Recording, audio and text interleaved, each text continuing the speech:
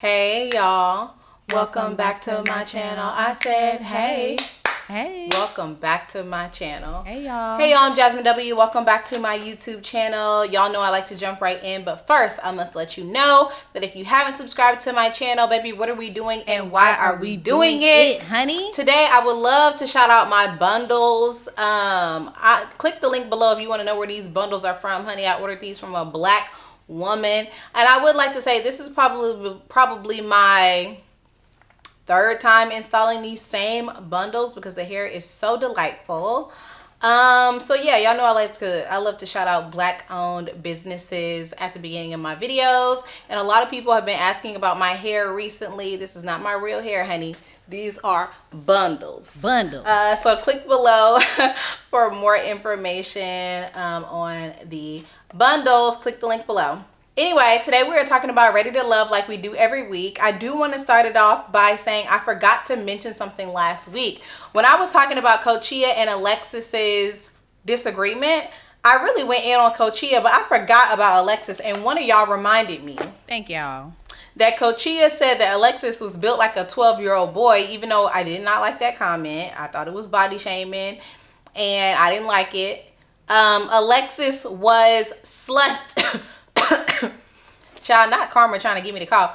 Alexis was slut shaming or attempting to slut shame Coachia by saying that the reason that Coachia was, and I also think this really leads into victim blaming as well, but she said the reason that Coachia was being disrespected by the men, or men were coming at her sexually, is because that's Coachia's fault. It's her energy.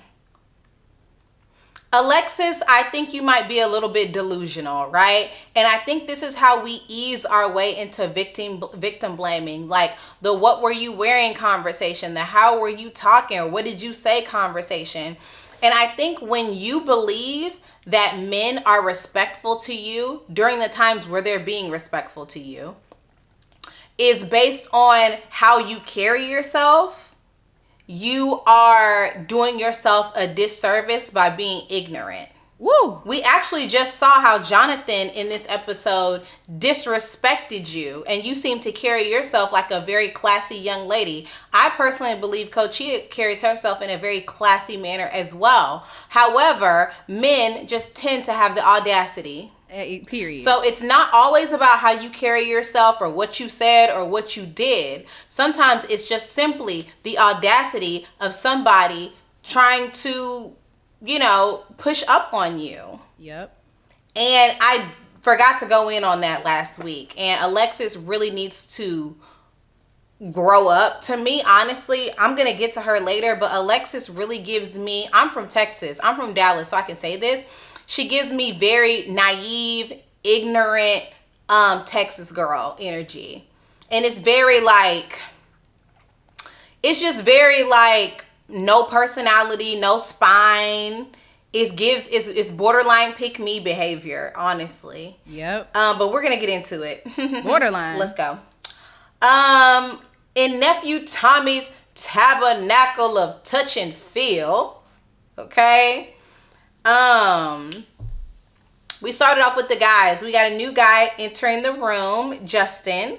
LaRon said that he ain't worried about Justin because Justin's not about to take his girl. That's interesting because every other man on the show is about to take your girl, LaRon. But anyway, Jonathan, in my opinion, he looked like he was a little bit intimidated by Justin, didn't he?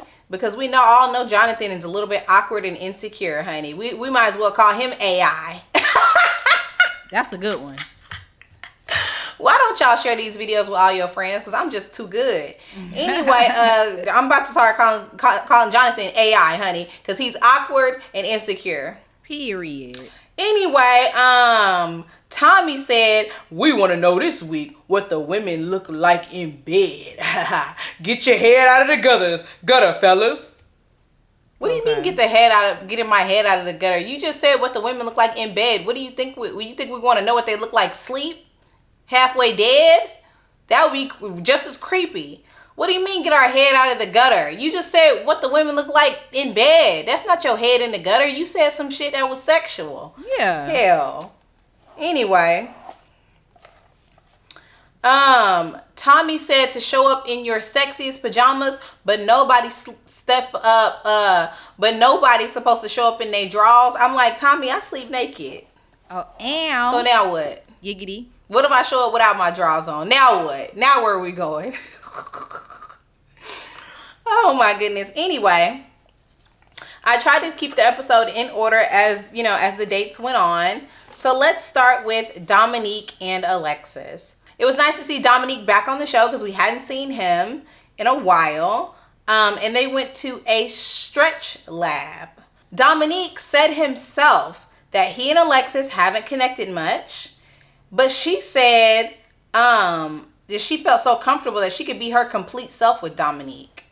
If y'all haven't connected much, then how do you feel so comfortable to be your complete self? Something is not adding up here. Right. And I think it might be the editing, to be honest. I wrote down Alexis is a Texas pick-me. I'm very familiar with them.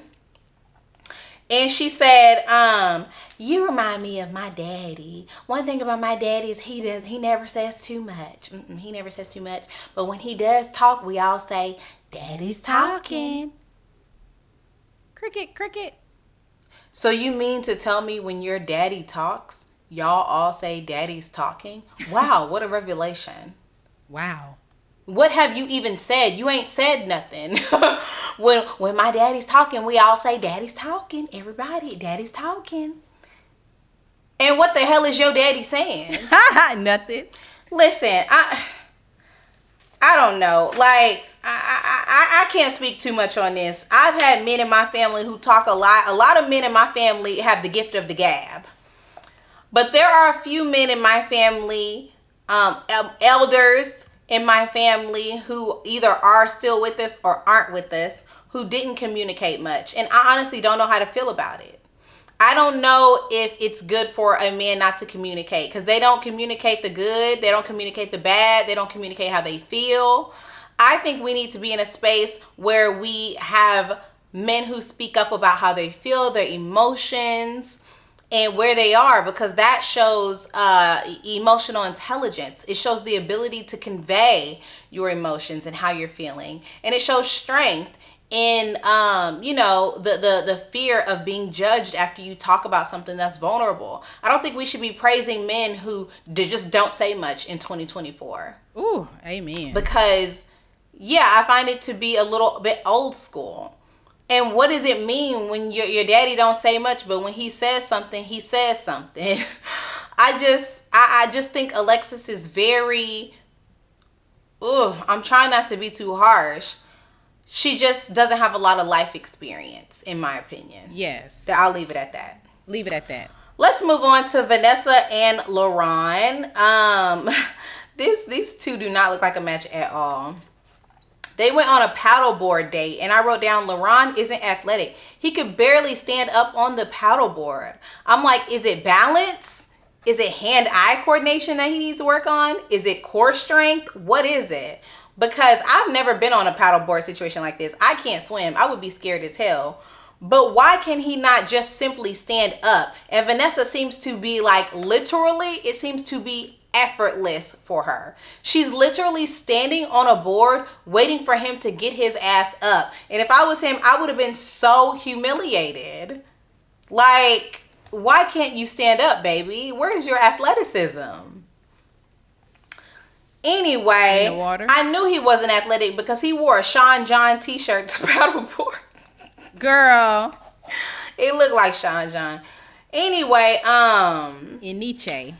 LaRon and Vanessa sat down, and he said the ladies have a narrative that he's a party boy. This man literally sat up here on the first episode and said that he parties most days out of the week. 6 or 7 days out of the week he parties. Yep.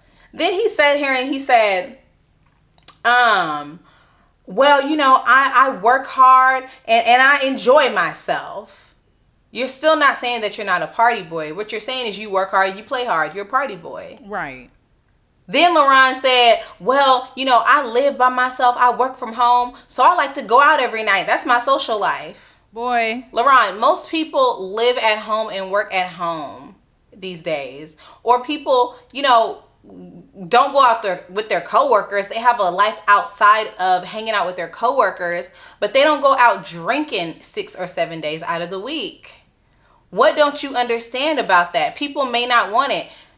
Listen, you can go out every day of the week if you want to, but if there are people out here who don't want to date you because of your lifestyle, they don't want to date you because of your lifestyle. They don't want to date somebody who's out 6 or 7 times out of the week. And you can't stand up on a paddleboard. Leave it alone, Jazz. Like, They gonna say you mean. they're not, these particular ladies are not interested in that. They want somebody who can stand up on a paddleboard, and you can't. And they want somebody who's at home with their families, not out drinking 6 or 7 days out of the week. Jonathan told Alexis at the pajama party, "I like you." And Alexis said, and he said, "Oh, I'm calm and I'm chill." And Alexis said, "I'm not calm or chill." Yes, you are. Here's the thing. I'm single now, and I can sort of say this. A lot of y'all think y'all have better personalities than y'all actually have. Oh, don't say it, Jazz. They gonna get mad. Jonathan and Alexis are two very boring individuals. Like, y'all are just very chill, very boring, very laid back individuals. There's nothing exciting about either one of y'all. At all. Like, not even a little bit. I don't know what makes Alexis think that she's just the life of the party in some sorts. No, she's not. You're calm and you're chill just like him. Anyway, I wrote down Vanessa had her arms folded when Chaz was complimenting her. Do y'all remember when Chaz was like, "You look so beautiful," and she was like, "Oh, really? Somebody told me I look tired." And he was like, "No, you don't look tired. You look beautiful." And she had her arms all folded. Girl, if you don't open up your arms and embrace this man, child, I wish a man would tell me I look beautiful and I got my nightgown on, honey. I would say, "Oh, really? Oh, my goodness. Do you want a hug?" What? Child. And I'm sorry, y'all know Chaz is my favorite. I don't think he's particularly fine or anything, but I do think Chaz is very emotionally intelligent. He seems nice. You know what I mean? He seems like he at least knows how to compliment somebody and knows how to have a conversation. So, yeah. And honestly, him and Vanessa look really good together to me, even though I don't know what it is they be talking about, because Vanessa's just like a little lump on a log, honey. But they look very cute together. And baby, uncross your arms. Get comfortable in your skin, honey. Get comfortable in his skin. Girl, okay. Anyway, I wrote down Dominique is a player to me. He gives nothing but player energy, honey. Players ball. He said one of his reasons he feels he's here on Earth, he suggests, is to be a father. Oh, okay. I wrote down Mika don't want no more kids, period. My mom is very upset at the fact that Mika is on this show and she don't want no more kids. And I told my mom, there are a few guys on here who have kids who probably don't want any more kids. But she just didn't click with those guys. And my mom was like, she don't want no more kids. She don't want no more kids. She shouldn't be on here. She shouldn't be on here. All the guys want kids. I'm like, I don't think all the guys want kids, actually. But I do think that, Mika is hell set on not having no more damn kids. And I don't blame her. Good for her. But I do not think she should be delusional. Because she was sitting with Justin. And Justin was like, she was like, "Do you want kids?" And his first answer, remember, y'all, last week I told y'all Justin was lying and he does want kids. His first answer was, "Yes, I do want kids." Lies. But if I don't have them, I won't be upset. That's what he's saying now because he's 34. When he gets 38, 39, he's going to look at the woman he's with and say, "I want kids." Point blank, period. That man wants kids, okay? Don't be delusional when somebody tell you they don't want kids unless they're sure that they don't want them. Because Justin does. He do. Anyway, Coachia and the men were mingling. I did peep that Coachia asked Justin how tall he was, and he said 5'9", and she said 5'8". So that let us know that this is not a tall king. Are y'all still interested? Y'all think he's still the finest man on the show? Y'all were tickling me when I put up the poll without him. Because the man is clearly 5'7", 5'8". So no shade, you know what I mean? Like, I'm 5'9". I mean, I'm not 5'9". I'm 5'8". Yeah. So, you know, let me know what y'all think. Anyway, LaRon was getting jealous because Coachia was mingling and making plates for all of the men in the house. I also believe that LaRon was a bit intoxicated, which also leads me to believe that he goes out every single night of the week, damn near, because he likes to drink And get drunk. Anyway, I wrote down Rashina got on her Dookie Part wig still. Oh my goodness. And Will, the dark-skinned Will, needs help. Deeply insecure individual. It's so crazy because I feel like we all know a guy who is like Will, right? We know a guy who's not bad looking, but he's like a ticking time bomb. He's full of insecurity. He's just Oddball. what I would consider to be like unstable. Yeah. Exactly. Emotionally unstable. Very. We all know a guy like that. You know what I mean? Or like in high school we did, is what I'm referring to. Not now. I don't know nobody like that. Some of them in y'all family. Anyway, we found out Patrice is the one who said that Will said he was sleeping on the floor. And I wrote down, Patrice is not a liar. You can look at this lady and tell that she is an honest individual for the most part. At least she's not lying about this. And Will was like, I never said that. He wants to argue with her, and she's like, okay, that's what you said. And he's like, nah, I would never say that. And he's going on and on and on and on and on, just like a liar would. I don't know why liars lie. Okay, you have to ask the liars, like Cat Williams said. He's lying though. I don't know why he's lying. I don't know why he said he was sleeping on the floor. I couldn't tell you, honey. Anyway, I can't tell you, honey. I wrote down, he looked like he's sleeping on the floor to me. His neck crooked.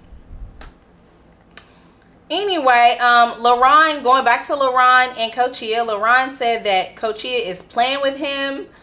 And I wrote down, why did Coachia switch up?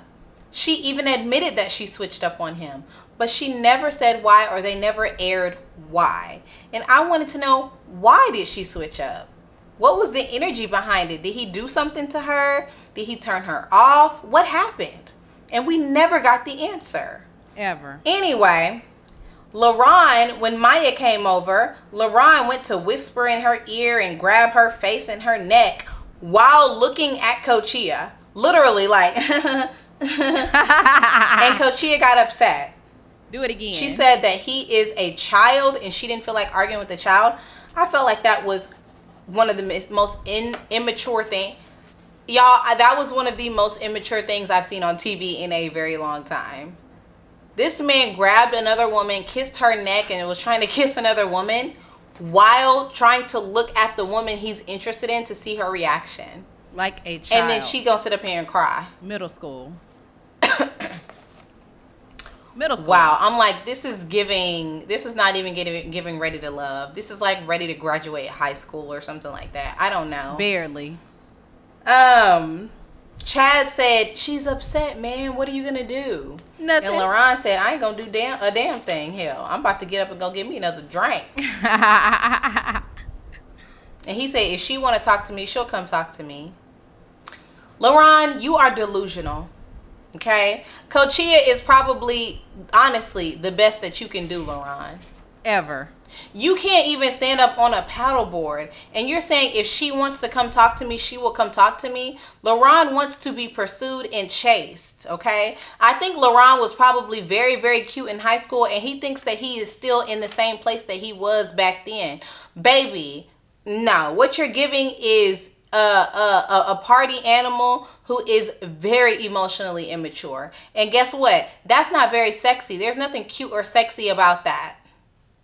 So you really need to get it together. Get your life together, huh? Funny, focus on what you need to focus on. Get in the studio, okay? All right. The hell?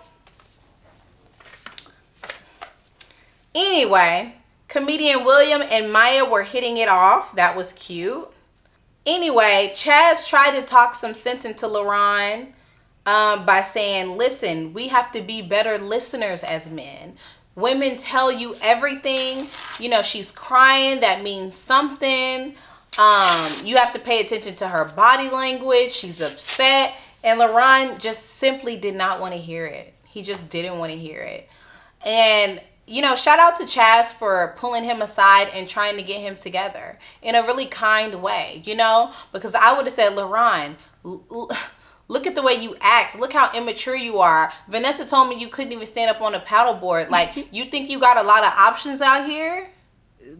Guess you again. party 6 days out of the week. Okay, you went on a date and you smelled like catfish, and you enjoyed your catfish more than you enjoyed your date. And then the next day you couldn't even get up off of a paddleboard. You fell into the water. Paddleboard. And a helicopter had to come lift you up out of the lake. You couldn't stand on the paddleboard. And now you're here. You're borderline drunk. You got this woman who actually happens to be interested in you. It's like a miracle. And you're over here telling us that you heard what she was saying, but it was some bullshit. And the paddleboard, you couldn't stand up. Be by yourself. Because you couldn't stand up on the paddleboard. Be by yourself. Do you remember the paddleboard? Hey, paddleboard, is that ringing a bell? Anyway, let's move on to Mika and Justin. Mika said that she sensed that Justin was a bit goofy. I like goofy. Y'all don't like goofy men? I do. Yeah, I do. I think it's cute. I love a little jokester. Now Justin's saying he do want kids, and I wrote down he's not okay not having kids. He wants kids. Mika said her kid's 18 and 6, and Justin said he'll be a good stepdad. Mika said when Justin complimented Mika, she said, "Do I look like a rich housewife?" And he said, "Yeah, you do." I said, "I hope you plan on being rich by yourself," because he's a teacher. And we all know we don't pay our teachers enough. Right. They're not well paid, and it's sad. But this man's a teacher. Do you plan on who's going to be the rich housewife? You or him? And it's no shade to Justin. I love teachers. I would date a teacher. I surely would, happily. Especially if they were passionate about what they were doing. They loved their job. I would not date a teacher who hated their job. That sounds like a nightmare to me. They come home complaining.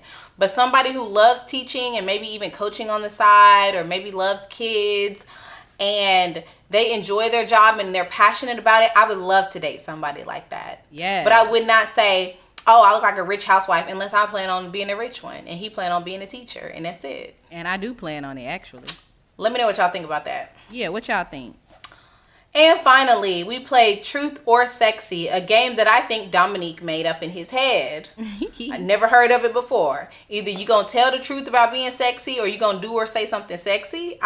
What? Truth or Sexy? It's sexy or sexy. What? That don't even make no sense. It should just be truth or dare. That's it. Truth or dare. Like, why do we have to be truth or sexy? Why can't truth or dare? Why couldn't we say sexy, truth or dare? Right. Why is it truth or sexy? Right. Like, child, anyway. I wrote down boo. Wah, wah. Oh my goodness. Anyway, Patrice and Chaz had a little moment where Chaz was being dramatic as hell, and he got down on one knee and asked who was the sexiest, and she said Chaz is the sexiest. I do agree. Chaz is the sexiest guy on the show. Justin is the cutest though. Coachia admitted that LaRon is her top connection. Ooh. And I wrote down LaRon has low self-esteem. Wow. One of the girls was like, Maya, I want you to twerk on your biggest connection or your best connection. Oh, I mean your least connection. No, we want to see you flirt with the person you like, not with a person you don't like. Right. And then Maya went and twerked on Justin. That's your least connection? Okay. No. Okay. I don't know. It felt weird. And William probably felt a little bit of a way about it because he and her are connecting really well. I wrote down Jonathan was begging to kiss somebody's feet. He's just said, please, I'll trade with you. I just want to kiss feet so bad. Damn, I want some feet in my mouth. Eliminate him next, please. Child, anyway. And Will ended up kissing Alexa's feet. And Jonathan said he didn't kiss her feet, actually. He kissed his hand and then touched her feet. He said that didn't count. I was like, okay. I wrote down Jonathan was drunk and Alexis was uncomfortable. Visibly. Alexis said that she was fine after she was sexually harassed by Jonathan. And Will came over to check on her to make sure that she was okay. In regards to what Jonathan did, do y'all think he crossed the line? I just have to say, I think that if I'm remembering it correctly, he had his face in her neck, right? But he wasn't kissing her on the mouth. I think in like a sexy situation like that, I don't know if I would be mad about it. I don't know if I would be offended. I don't know if I would feel harassed. I think that if a man was trying to pull me into his lap and I just really didn't want to be there, I probably would have said no. No. You know? But, yeah, I don't really know what to make of it, to be honest. I don't know what to make of it. I feel like Jonathan was definitely in the wrong, but did he go too far? Maybe y'all let me know. What do y'all think about it? You know? It's a tricky thing. I think if it would have been at work or something like that, which, you know, I have experience in, I would have said it was too far. But in a environment like this, I think me and my friends probably would have said, girl, he was tripping. He was doing too much. You know what I mean? But maybe that's the issue. Maybe sometimes we let things like that go and we shouldn't. What do y'all think about it? Let me know. Comment below. I really want to know your thoughts. Anyway, we got down to Coachia being on the bottom. And Mika being on the bottom. But we didn't get to see who went home.